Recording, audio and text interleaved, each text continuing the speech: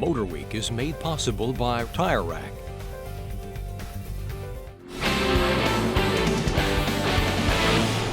While sales of the Chevrolet Volt may not have lived up to the original plan, it did find legions of fans who love the idea of a plug-in electric car for commutes with a reliable gas engine as a backup and for longer trips. Indeed, Volt owners are among the most satisfied out there. Well, believe it or not, 5 years have passed and a second-generation Volt has arrived, and it looks to up the amperage in every respect.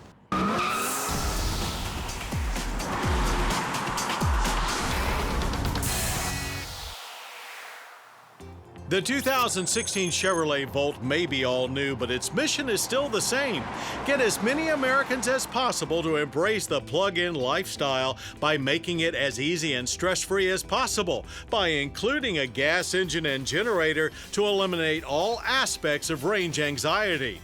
And to that point, chief among its newness is additional range, both in EV, now 53 miles according to the government, and in total, with 420 miles now possible before a fill-up.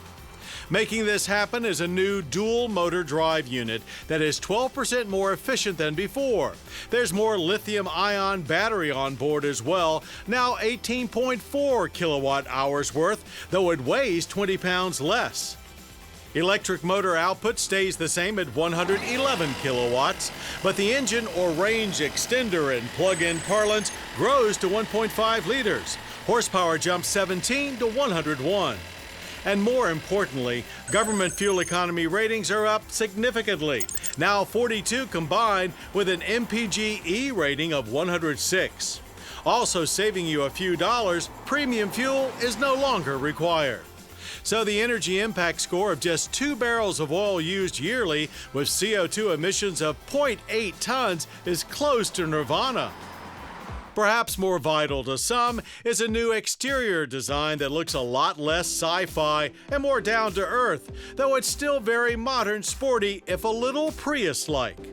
A highly aerodynamic shape remains, of course, but no more than many other mainstream offerings. Every exterior dimension is up slightly except for height. Bottom line, this Volt will do a lot more blending in than broadcasting your eco-minded credentials. Signature touches like the flashy split grills get a major rethink. Low-energy LED headlights are standard, as are 17-inch wheels, keyless ignition, and remote start. Retaining its hatchback design means it's still a very practical vehicle as well, perhaps more so now that you can get a third passenger in the rear seat. If they are very small in girth, that is. There is a good amount of rear seat legroom, but headroom is still tight for adults. The cargo area remains unchanged at 10.6 cubic feet seats up, but the portable charge cord is more compact and there's a better system for storing it. Standard split folding rear seats expand the space for longer items. More mainstream also describes the changes up front. The seats have improved comfort and controls are more traditional with admittedly less wow factor than before. But while it may not be as futuristic, it still has a high-tech feel, with an 8-inch reconfigurable LCD screen behind the steering wheel for instrumentation and one on the center stack for infotainment. Normal, Sport, Mountain, and Whole drive modes are here again, but the Cadillac ELR's Regen on-demand brake steering wheel paddles are a new addition. A backup cam is standard, and to mesh with our connected lives, there's increased phone integration through Apple CarPlay.